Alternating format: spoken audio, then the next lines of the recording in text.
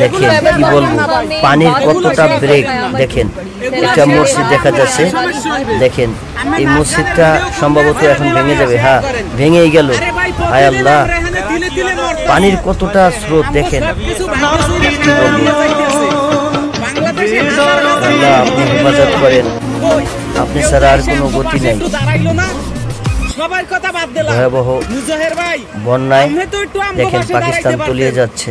আরে ভাই না আইতে পারেন, ভিডিওর ভিতরে একটা কমেন্ট তো করতে পারতেন যে আমরা কেমনে আছি, কিভাবে আছি, আজও বেঁচে আছি না মরে গেছি। আসলে ভাই সবচেয়ে বড় কথা কি জানেন, আমাদের দুর্ভাগ্য হইলো আমরা গরিব। আমরা যদি আজকে বড় লোক হইতাম তাইলে হুগনা সিরা তো দূরের কথা, কত হাজার হাজার মানুষ দেখতো যে বর্মেয়ায় কিরম আছে, বর্মেয়ায় কই আছে। আসলে ভাই আমরা গরিব তো দেহা দূরের কথা, কেউ এক মুঠ হুগনা সিরেও দিল না।